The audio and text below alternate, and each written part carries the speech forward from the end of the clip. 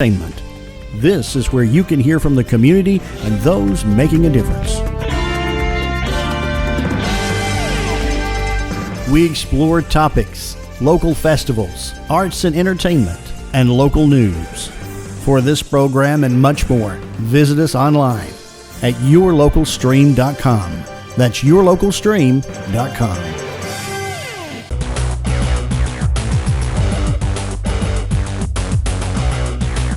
Hi, I'm Jody Johnson. I'm here with another Recreation Report. Want to talk about a little bit of the things that the growth of the Parks and Recreation Department first. One is the Walnut Grove Park that is on schedule. A lot of the infrastructure that was going vertical is done. So if you're riding by on Highway 81 where the old Corn Dogs was located, you'll see the athletic fields lights are up. A lot of the buildings are up and dried in. They tried to get all that done before the winter weather hit so they could continue working on the inside. A lot of the roads that are inside the park are built, and this phase of the park is a little more expensive. Well, it's a lot more expensive because a lot of the infrastructure on that large portion of 240 acres is having to be developed. All of the stormwater that you can't see, but it had to be done. The roads that are in there. There's a roundabout inside that park. There's going to be a red light put out on Highway 81 to handle the school traffic, the fire station that's there, and the traffic coming in and out. It's going to explode there. So that's part of this project, which will be going in over the next couple months. You'll start seeing some road diversions that are going in there on Highway 81. So if you're in that area and you see that over the next few months, it's important to see that, and we're just trying to improve the overall traffic flow in that area. Adding the water and the irrigation, it's a major project, and this is something the entire county will be able to use. It's not just for Walnut Grove, although we do have the athletic complex that will serve that general area in the west end of the county with the recreation softball play. The amphitheater is something the entire county, and it will probably be about a 5-acre area with a massive stage in front. We'll have lights that will do the laser shows that so we'll be able to have the shows at night when it's really hot in the summertime and being able to light that entire 5-acre area. It's got a large pavilion area and a corporate kitchen with bathrooms there. The community center right outside will have 6 more pickleball courts, so the public will be able to use those. So there's a lot of things that are included in this park in this phase. And then the second phase, obviously down the road, we'll continue with soccer complex, dog park, maybe tennis or more pickleball complex down in that area, or a splash pad. We'll look at that point when we get closer to the second phase of what the trends are in the county and what we need. But the first phase should be done by the end of October, latest the beginning of November, so we are on track to get that park done. The park at Crystal Park, where we added the new pickleball courts, we added 4 more courts on the inside, and you can become a member of the indoor pickleball court club. The cost is the same as our community centers, which is $2 per week per family is prorated. So right now it's just under $50 till the end of June. So if you want to be a member there are some tough times to actually use the indoor courts because we're having to share that space with the 4-H club's shooting sports, which is our BB teams and air rifle teams. So right now we're using it from 8 to 12 Monday through Friday. So if you're one of those that like to get over there and play in the morning times, there's usually, right now I think we've sold over 40 memberships to the indoor pickleball area. With that, we're going to add to those pickleball indoor areas when we renovate the now old recreation center, which is in downtown Monroe. Right now we're doing all the roofs, all of that's being fixed up, the interior and exterior. We're going to do some facade work as well, and then we're going to go in and redo the floors where we can not only play basketball in there during our basketball seasons, but we'll be able to have indoor pickleball courts there. And those are heated and cooled spaces for our indoor, so we'll be able to use it in the mornings and the evenings when we're not playing basketball in there. So we are expanding and looking for places for people to get out of the inclement weather. As we know, pickleball is a fun sport to play outside when the weather's great, but when the wind's blowing or it's raining, there's nowhere to play. or it's just too hot or too cold. So we are looking for spaces that we were using, but maybe they were being underused and only at night. So now we're going to be able to have those in the daytimes and the evenings for other sports. So that's how we're trying to expand there. I did want to mention we will have our craft fair. It's become a big hit in the area where local crafters come in and showcase what they're making, and that will be March 21st over at Meridian Park. Most of the vending tables are filled, so we have a full house of people that want to showcase their products. But what we need is more individuals coming through the door. It's free to get in. You're welcome to walk around. There may even be some free samples or stuff like that out there. So come March 1st, rain or shine, to Meridian Park and check out what our local crafters are doing. Our spring registration is complete. Our numbers still continue to rise. Our baseball and softball tracks and soccer programs are beginning practice next week at the end of February, and we'll start games on March 15th. So looking forward to seeing everyone out there. Our GRPA, Georgia Recreation and Parks Association All-Star basketball teams are playing locally in their All-Star events this week, and then it will advance at the 1st of March to the state. So our next show will let you know how those teams represented Walton County. So until next time, thank you very much.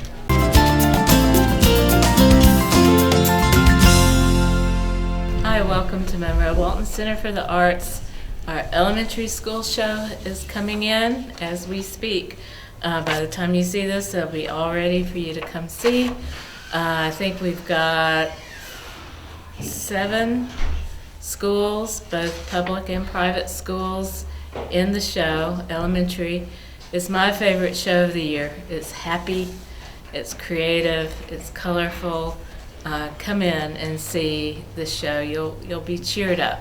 If you're feeling low one day, it's a rainy, cold day, come in and see the show. It'll cheer you right up. The reception to honor the artists is March 20th. So do come. Support the kids in Walton County. Support us. There'll be snacks and food and lots of cute kids here and families, so do come to the reception. You're invited. A couple of new things going on that have either started or just started in the last couple of weeks. We have Art X, which is our outreach to special needs young adults. That's for kids that are young adults that are 18 years old or older.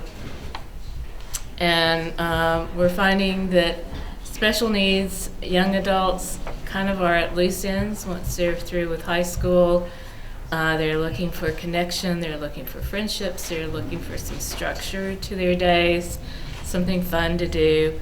And so we have a weekly class. It's on Tuesdays from 1 to 3 for special needs young adults. It's all on our website.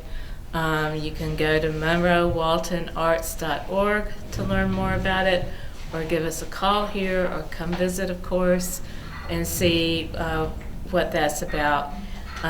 It is for higher functioning young adults who don't have emotional or behavioral problems, but are still maybe on the spectrum, have a brain injury, that kind of thing. So learn more about that. It's every Tuesday, and it's already started. Eileen Driscoll is the teacher for that class. She has extensive background with working with special needs kids, and she's an art teacher from Gwinnett County, now retired, but she's awesome. And she really has a heart for these young adults, and we're really excited to launch this program. Also, Donna's Artistic Shelter has started, and it's once a month. It's for people who have had, recent in the last year or two, loss with a close family member. Donna works through, gives people tools, techniques, things to do to distract them. This isn't any kind of magic bullet that's going to heal anything, but it is going to help. And Donna, of course, is a bereaved parent who has lost a child as well. So she can speak from experience about things that you can do that when your mind is spiraling and you need a little help, she's there. So that's once a month. I call them the peace out generation. Which, by the way, my college freshmen told me, they're like, Dr. Furman, that's like so not cool anymore. And I'm like, what am I supposed to do? Like drop the mic? Like what? And they're like, just don't do anything. Like just say peace out. I like doing that. They're the peace out generation, because if they're not happy, they're out. If they're not happy at work, they're quitting, and they don't even give you 2 weeks notice. If they don't like you, they're breaking up with you, and they don't even tell you. Because what's that called, y'all? Ghosting. They're going to totally ghost you. Gen X isn't happy. They go home, they bitch about it. They write like 6 resignation letters to themselves. They get up the next morning, put their pants back on, and like they go to work, right? Not them. They're not happy. They're out. And that is why a lot of them are resigning during this great resignation, because if they don't feel like you care about them, they're out. And this is where the big disconnect is. The way that they want to be cared about is different than how you think they want to be cared about. Okay? So let's take a look at them here real quick. Let's talk about what they lived through growing up so you understand their lens. My yellows, how old were you when 9/11 happened? Whoever said 18, you're probably more of a cusper, and you're demonstrating more Gen X tendencies. The rest of you who are like 15 and younger, so I heard 7, 8, 11, okay? How old were you when Columbine happened? That was 98. 8, 6, okay? I have my cusper over here. What were you told was going to happen on December 31st, 1999? Okay, so I want you all to think about this. This generation, as young children, had a terrorist attack on U.S. soil that we were told was never going to happen again since Pearl Harbor. They suddenly had these mass school shootings. You were told that the end of the world was going to happen on New Year's Eve. You had Al Gore telling you that the hole in the ozone layer was so big that you were going to have to wear sunblock and sunglasses every single time you went outside. You saw your parents who were solely committed and loyal to that one organization. They let them go. They lost their job, they lost their pension, and they're having to work longer. I want you all to think about this. And so their boomer parents became helicopter parents, and they hovered because life was scary. Can you blame them? Look what they lived through as children. They were old enough to know that scary things were going on, but they weren't emotionally mature enough to process it. And because of that, they are not aspiring for career success. They're not aspiring for job security. Oh, heck no. They aspire for freedom and flexibility because they're living for today because they don't know where tomorrow is going to look like. And that's where you have the big clash between Gen X and millennials, okay? So their communication preference is text or social media. I thought they were going to grow more thumbs because they text away. And their decision-making authority is they want decision-making input. That was important to them. So all of us are in these meetings, and they're standing outside the door going, ooh, can I get in that meeting? And we're all like, really? And they're like, well, yeah, because I can make better decisions than all of you in that room. And it's because growing up, they were given decision-making authority. K through 12 gave them options.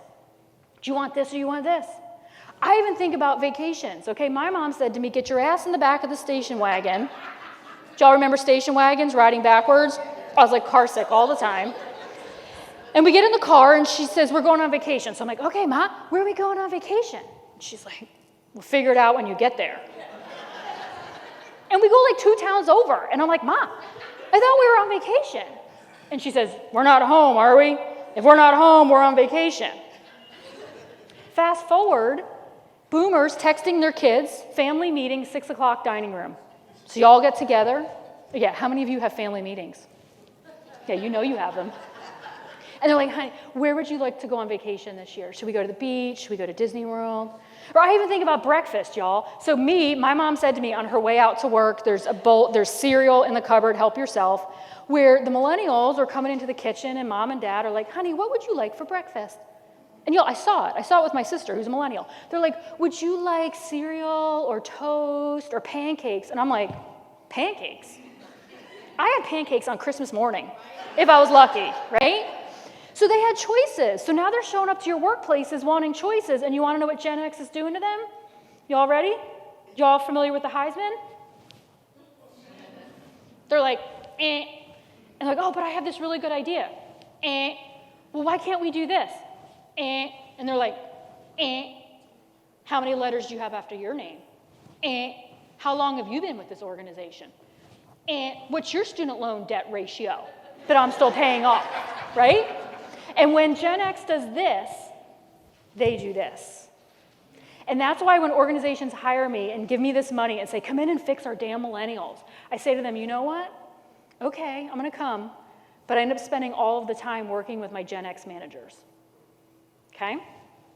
They are 36% of the workforce, and they're growing exponentially. By 2025, they will be 75% of the global workforce. So you need to get on board or you need to jump ship. Because if you don't, you're going to either sink your ship or they're going to walk you off the plank.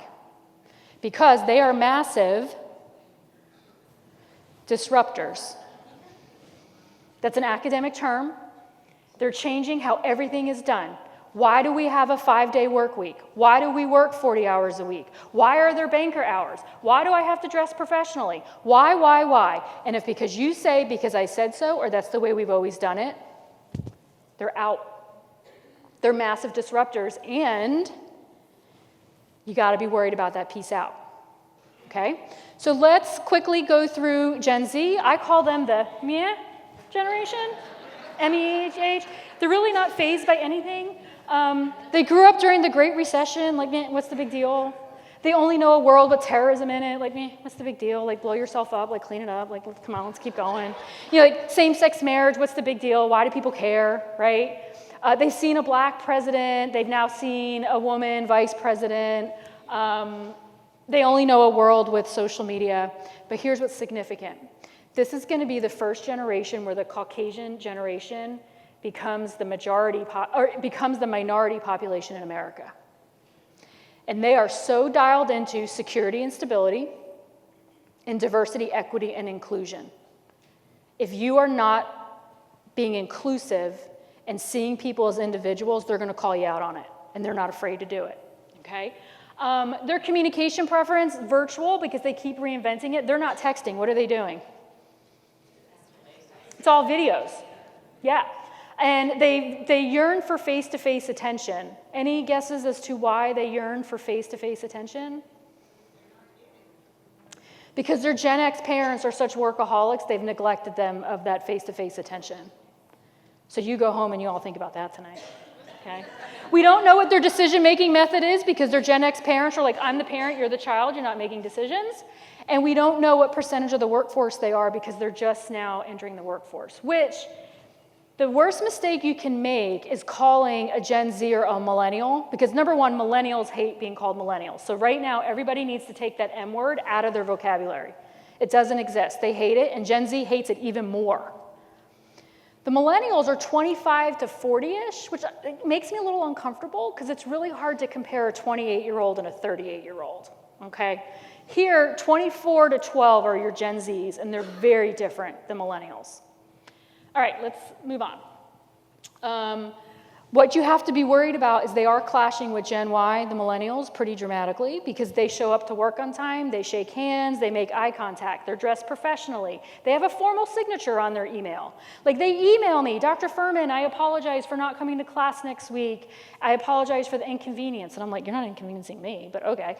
But I've already met with my classmates. I'm going to make up what I missed, sincerely, signature. These are my millennials, texted me in the middle of the night. Yo, Mel. When's our next exam? And I'm like, yesterday. Oh, can I make it up? No. Can I get extra credit? No. Next thing I know, mom and dad's calling me. Johnny missed his exam. No, I know. Can he make it up? No. Can he get extra credit? No. Well, I'm calling the dean. I am the dean. Like, no. So very, very different. Okay, so let's keep moving. What we're worried about with this generation is that they are forcing They are forced to behave like adults as children. We, Gen Z, we have them doing budgeting in middle school. We have them picking careers in middle school. Picking a career is a very adult decision. So we're expecting them to behave like adults as children, not healthy, by the way. And we're curious that when they actually get out into the workforce, can they really do this thing called adulting? I don't have time to give examples and go into it, but if you want to know more, you can reach out to me and I can give you some more information about that. Okay, so many of your Gen Xers are experiencing burnout, and they are very comfortable with doing things their way. So if, my young folks, you show up and you get this in your face, don't just turn around and quit and peace out. Be patient, build a relationship with them, because they can answer your why. They just don't have time. I don't have time to explain to them why we do what we do. So find when they have more time and they can explain it to you. Okay? Do you all know what this is? That's a high-end typewriter. Boomers may be feeling a little obsolete, and they're not going anywhere. So reinvent them. Give them opportunities to reinvent and recharge them. And they are awesome mentors for your millennials. They gave birth to them, okay? And so don't just write them off and wait, count the days till they retire. Use them. They have so much expertise to provide you.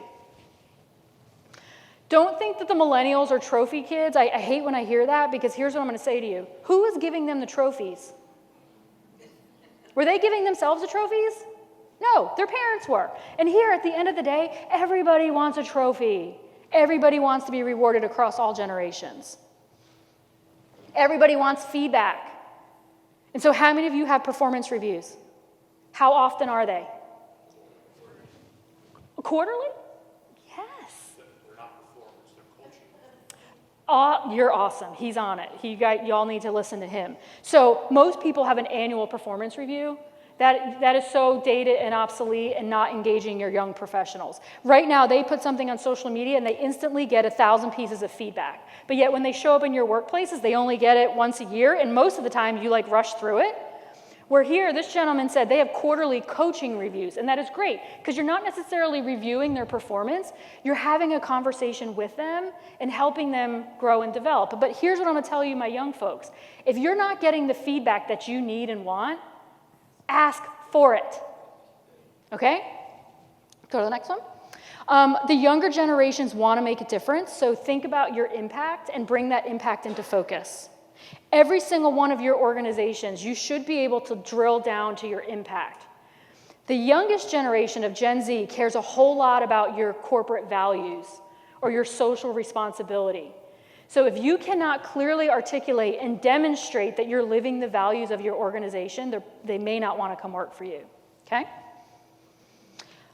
The younger generations like everything personalized, so my millennials, hold up your phones. I know you have them out within arm's reach. Everybody kind of look around at the phones at your table. Okay, Gen X, hold up your phone and or phones.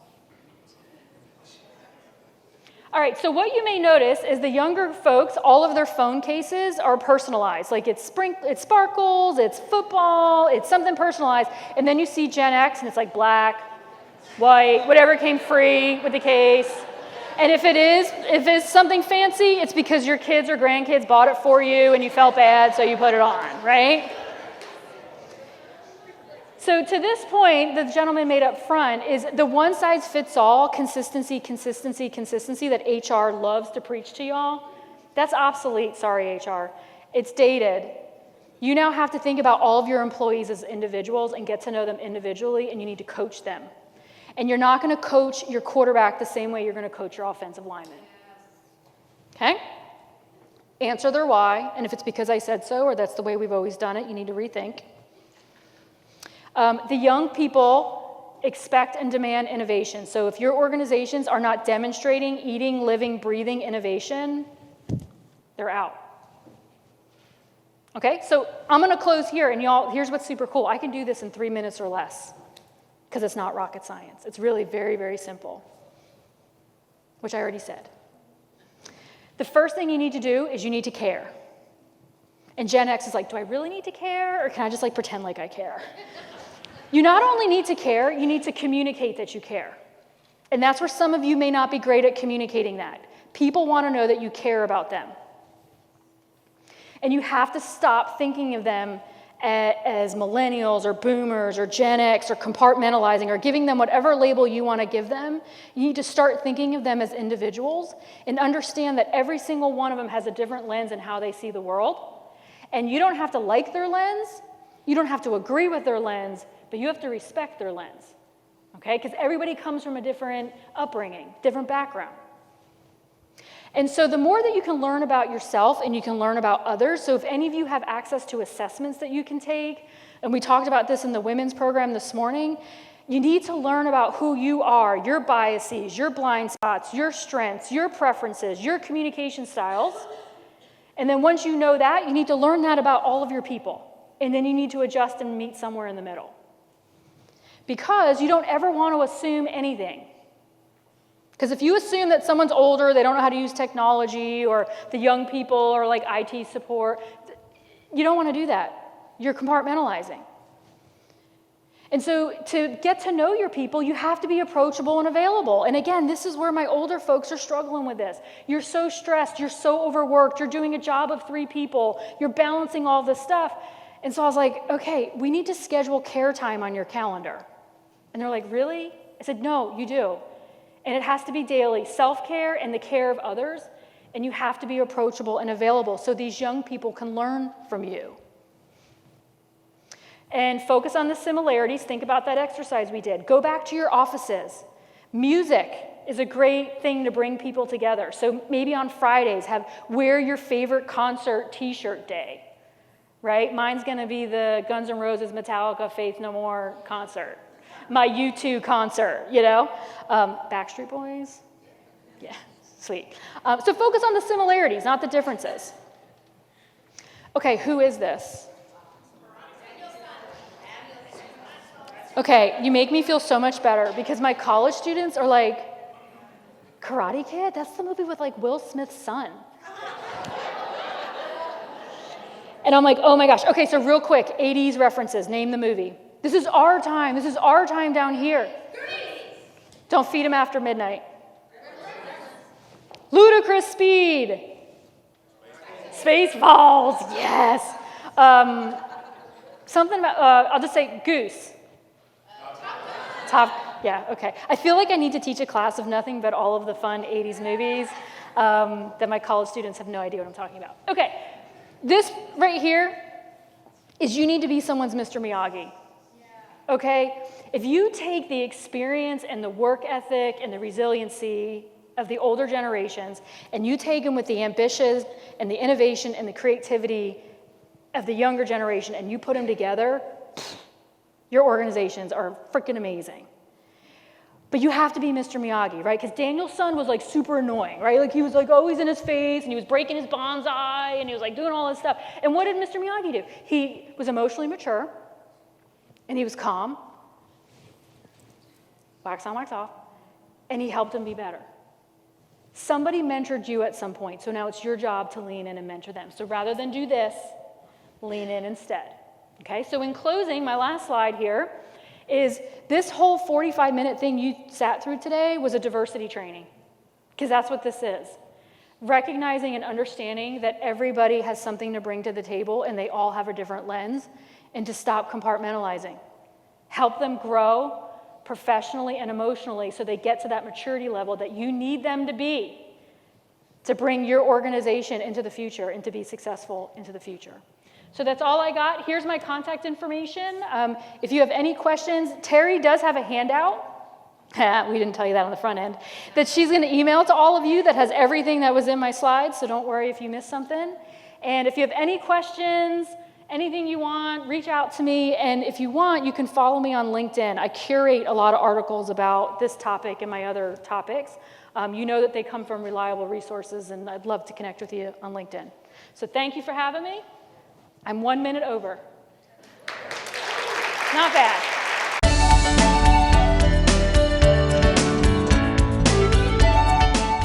Hello, I'm Kenny Sargent with Keep Walton Beautiful in the Walton County Recycling Center. I want to thank everyone for tuning in.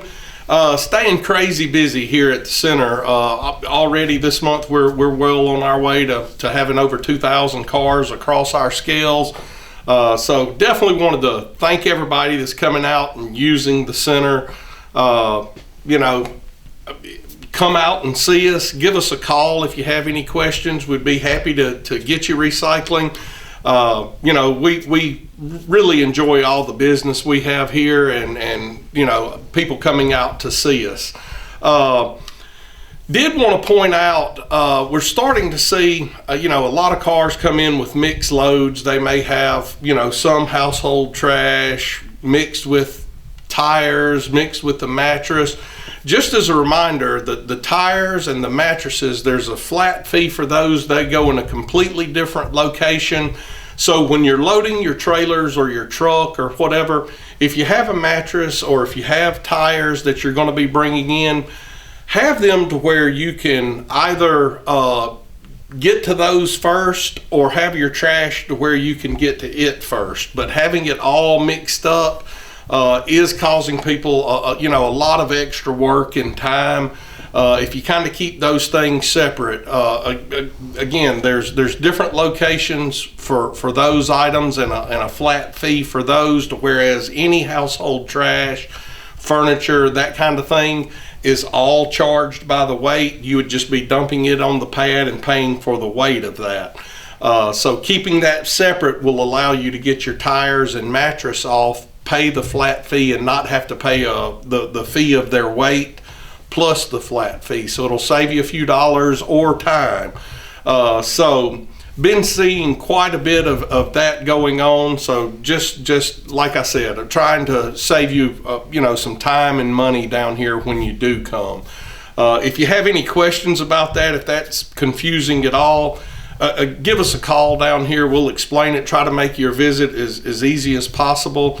Our number down here is 770-267-1421. And you know, we're getting a lot of mattresses in right now. Just a reminder that unless you have a king set with like the king mattress and the two like twin box springs, outside of those as the exception, we have a limit of 2 mattresses or box springs at a time. So just basically want to give everyone an opportunity. We can only take in so many before we're full. And you know, we don't want to allow some people to come in with 15 or 20 mattresses when somebody that's just purchased a new mattress and only has one can't even get rid of it. So we did put a limit for now to 2 per customer. So and looking forward, I did want to remind you that we do have a document destruction coming up at City Hall in Loganville. That'll be Saturday, April the 26th from 9 to 11. If you have any questions about the event, give us a call. I'll be happy to answer any questions you have about that. Again, that will be Saturday, April the 26th at the Loganville City Hall from 9 to 11. We're still looking to add a document destruction event here in Monroe. We checked on a couple of dates that worked for us and it didn't work for the company. So we're still working through that, and we're going to try to have one of those, if nothing else, by summertime.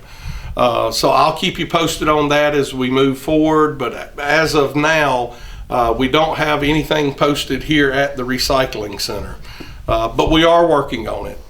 And like I always do, come out and see us. We continue to grow here. We're staying, you know, as busy as can be, but we enjoy that. We love seeing new people come in. We love seeing new recyclers, helping people get started recycling, and we think we can continue to grow. So give us a call. Again, our number is 770-267-1421. Look forward to seeing you and hearing from you, and until next time, take care.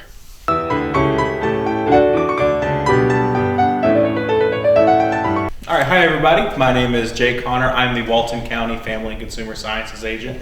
Today we're here with Jason Wright of Wright Insurance. We're hoping to do a little bit of education to inform some folks about insurance. Jason, you want to tell the folks a little bit about yourself before we get started? Sure. I've been in the insurance business for about 23 years now. I've been an insurance agent, owned my agency for that whole time. I've worked in a couple of different formats in insurance and have worked across a pretty wide range of different types of insurance products, from home and auto insurance to business insurance, life insurance, long-term care insurance, and all those kinds of things. Awesome. So you're exactly the kind of person we want to talk to today. First, we want to tell the folks what are some common terms people are going to need to know before we get to talking about specific types of insurance. Yeah, so some of the main terms that people will hear that they may not be familiar with, of course, one is policy. And I think the main thing to remember about when people talk about an insurance policy is it's just an insurance contract. Ultimately, that's what it is. They just call it a policy.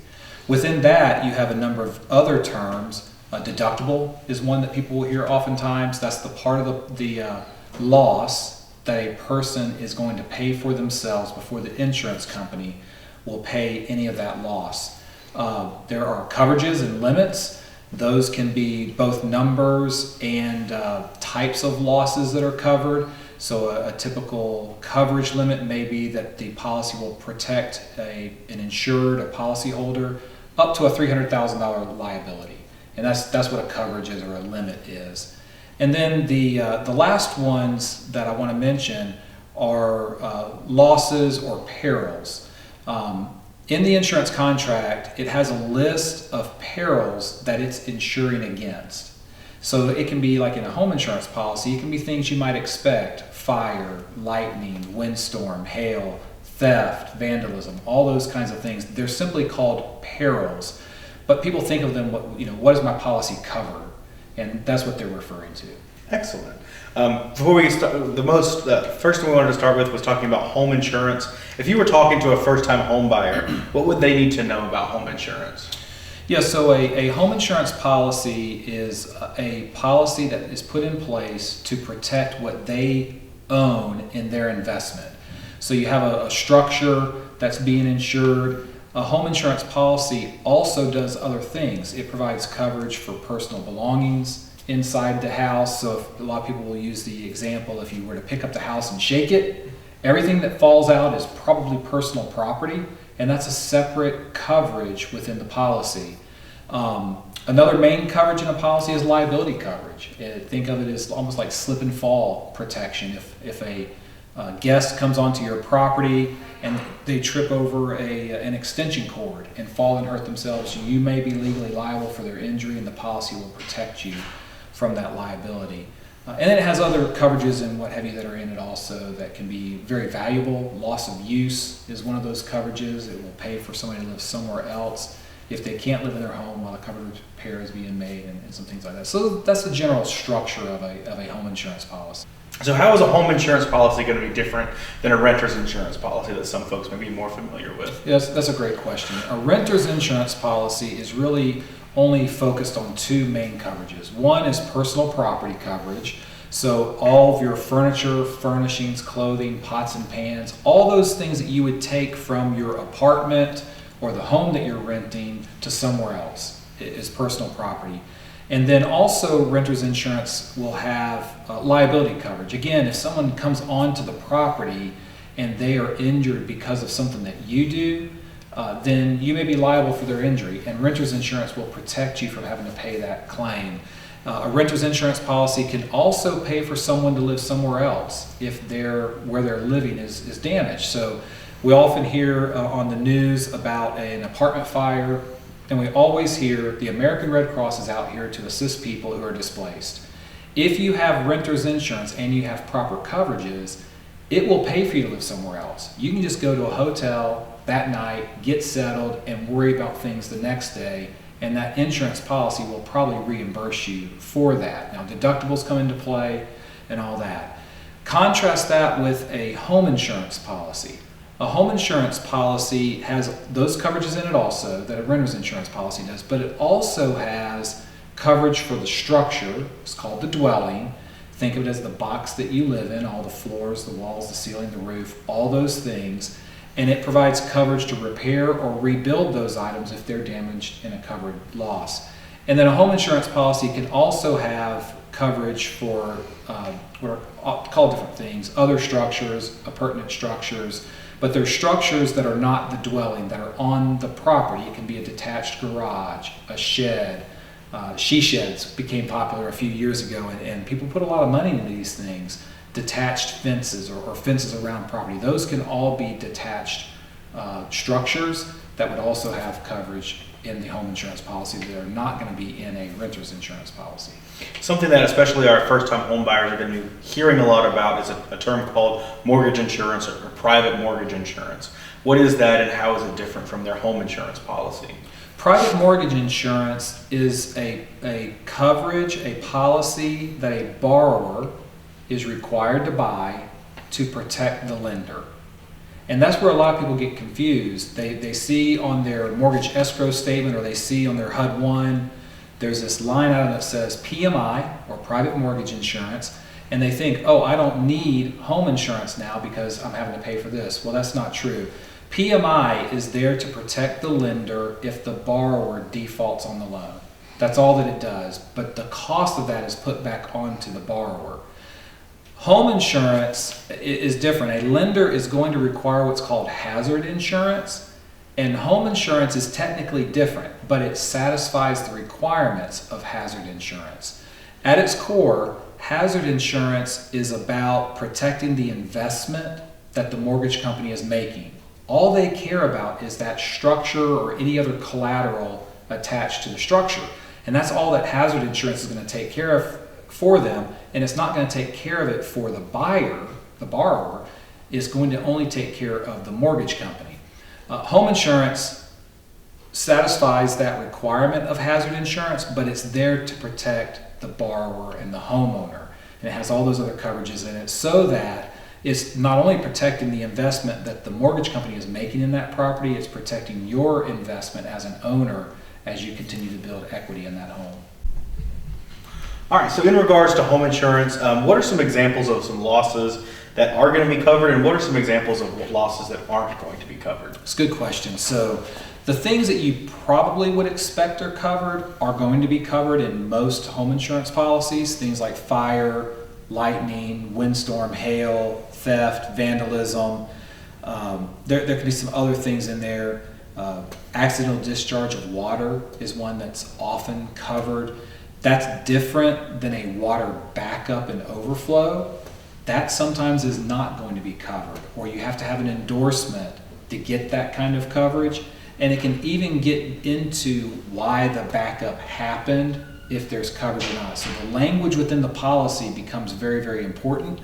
And that's another thing is that not on a declarations page, you can see all the things that are listed for the coverage limits, like the dwelling, and those numbers between two different companies can match, the liability limits can match, but it's the language within the policy that really matters. And it's really tough for a consumer because the consumer is not going to read through all that to understand it.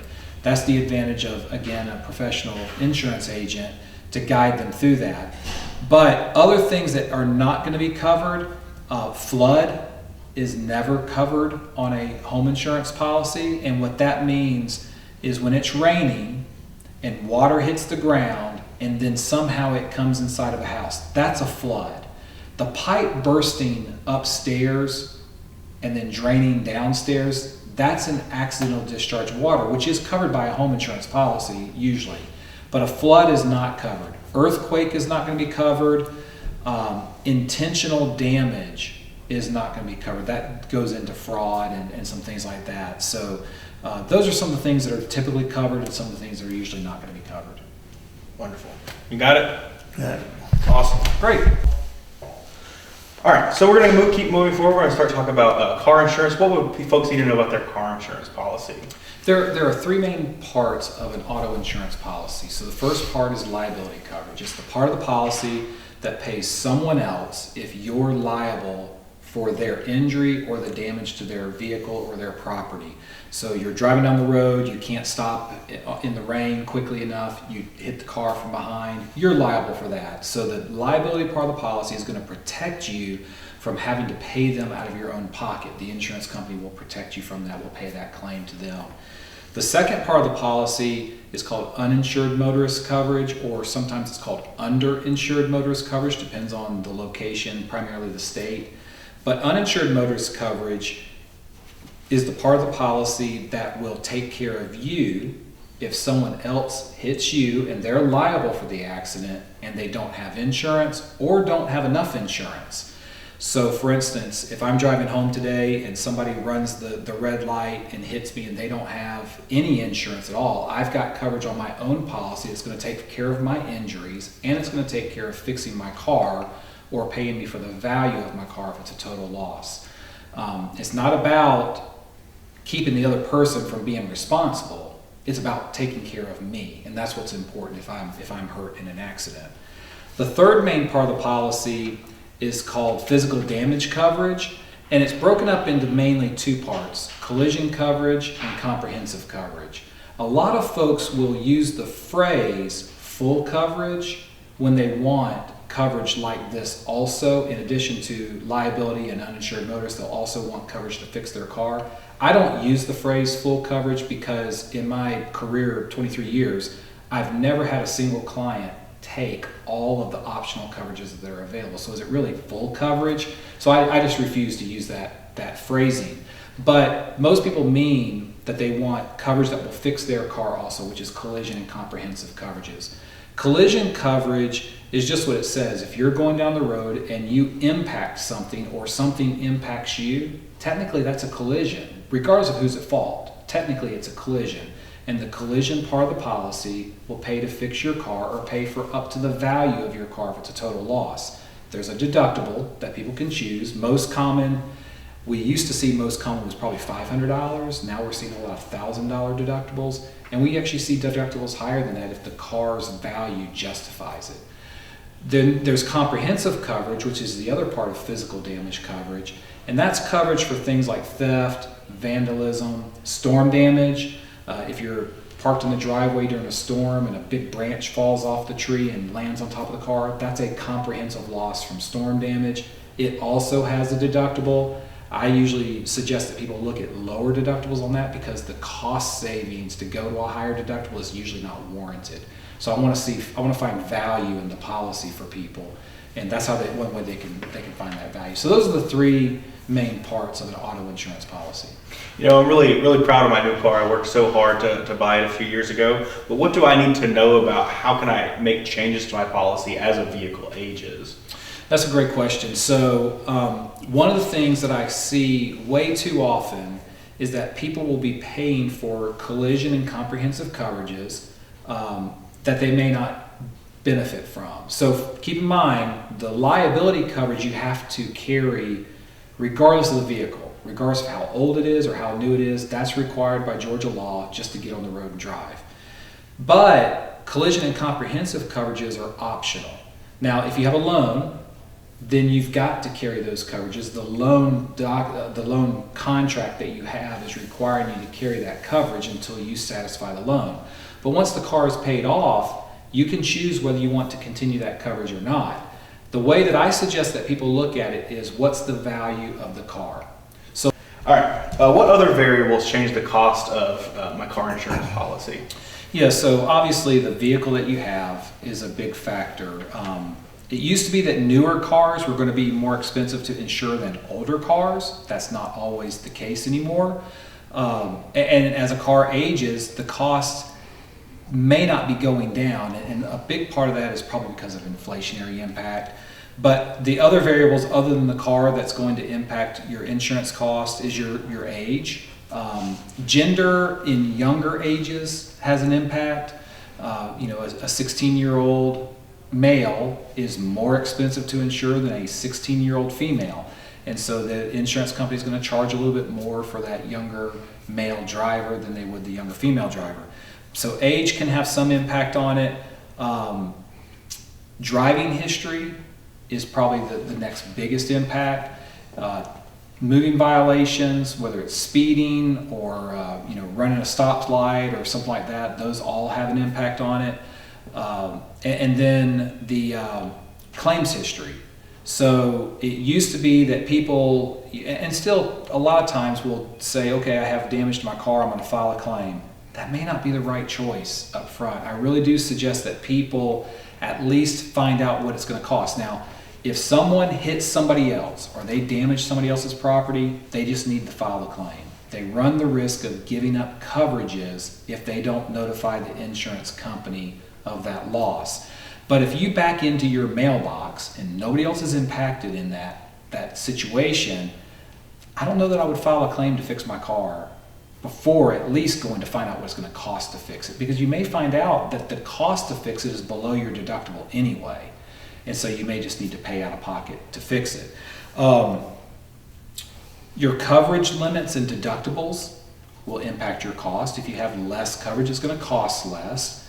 The downside of having less coverage is you may not be protected in a bad situation. Somebody can still sue you, and even though you may not have a lot of assets now, as I understand it in Georgia, they can actually attach your future income to settle that suit if you don't carry enough coverage. And then deductibles can also be a way to control costs. It's how much will you pay out of pocket to fix your car before the insurance company pays to fix it for you. Excellent. We're going to finally move on to life insurance. What are the basics that people need to know about life insurance? So there are generally speaking, two types of life insurance. Permanent life insurance, which is designed to be there for the rest of life, no matter how long that is. So if somebody wants to have life insurance coverage, if they lived to 92 or 101, into their 80s even, then permanent life insurance is the way that you take care of that need. On the other hand, you have what's called term insurance, and it's more of a temporary insurance. It's for a specific term period of time. So that can be 10 years, 20 years, 30 years. Usually they don't go past 30 years, but you can get coverage for that specific period of time. And so that type of insurance, term insurance, is used when the coverage need is going to go away at some point. So use your home buyer example. A lot of times people will call me because they're buying a home and they know that they want some way to pay the home mortgage off if something happens to them so that the family doesn't have to leave the home. And so you can do that through a 30-year term life insurance policy. It fixed the cost for it for that 30-year period. It's a fixed benefit also, but we know that coverage that need is going to go away at some point down the road. Other common examples are education expenses. If we know we want to make sure that that their children can go through college, well, if the youngest child is newborn, well, then you don't need coverage past about 22, 23 years because they're going to be through college at that point. And so you can get a term insurance policy for that, which is more cost effective than a permanent insurance policy. All right, now why is life insurance important? And, to be a bit frank, we're all going to die, so why do insurance companies sell it to us? Yeah, so life insurance is important because people are often relying on the incomes that we have. So for instance, in my household, I'm married, I have 4 children. They rely on my income as a part of their sustenance. And so if I'm not in the picture any longer, I have life insurance in place that will take care of them so that they don't have, hopefully, a significant lifestyle change. A family member passing away is devastating. Emotionally, mentally, it's draining, it's exhausting. It's a very hard thing to go through grief. And what life insurance does is it at least takes away the burden of the financial impact of that family member not making it home one day. So that's why life insurance is important. Sometimes in some situations, people are required to get life insurance. For instance, we do a lot of business insurance and people have SBA loans. And a lot of times the SBA will require them to have a life insurance policy to back up that loan they're giving them. And so that's another example. Why do life insurance companies sell life insurance when we're all going to die? Well, insurance is all about the chance of a risk happening during a specific period of time. So for instance, with life insurance, the insurance company is looking at the odds of me, a male at my age, my health condition and all that, what are the odds of me dying in a specific period of time? Well, in 10 years, that's very little. At my age, in 20 years, it's higher, and at 30 years, it's a good bit higher. But the insurance company knows the statistics of that. And from that, they can then say, we're going to charge a rate so that 1,000 people like me are going to pay into that rate, so that those of us who do die during that time period, the benefit will be paid out, and the insurance company is able to keep a little bit of that money. I mean, that's ultimately how it works and why they do it. Again, it comes down to the benefit of why do I spend the money on that life insurance, and it's so that my family or those that rely on me can be taken care of if I'm not in the picture anymore. So it's a give and take. Insurance, all insurance, is about spending nickels for dollars. That's really what it boils down to. I'm going to give the insurance company nickels or maybe dollars. Maybe I'm going to give them $1 bills, but they're going to put back $10 and $20 and $50 bills, depending on what the insurance coverage is and all that kind of thing, to take care of that circumstance for me. All right.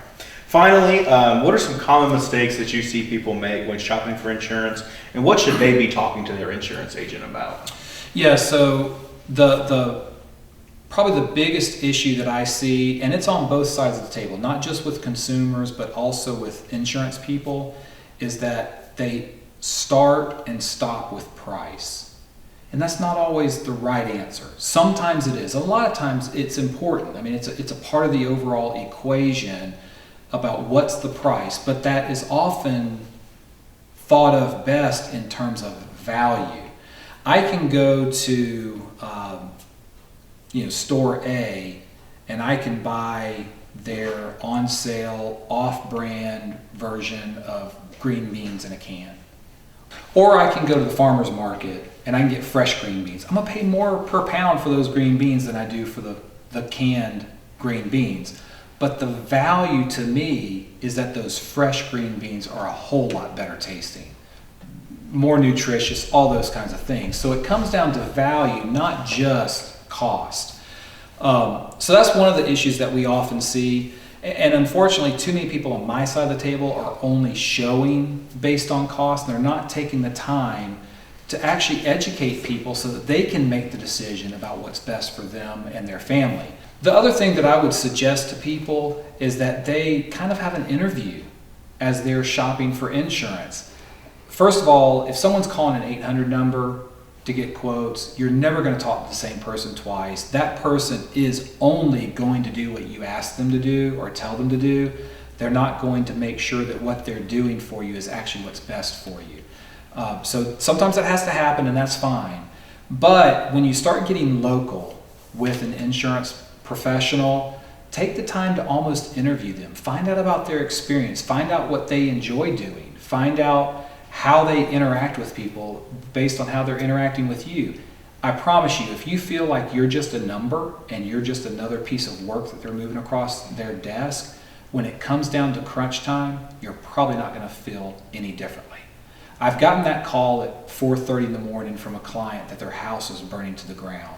And I could tell them with complete confidence, you don't need to worry. Because I knew that I had done everything correctly based on what they wanted to happen and based on what was best for them.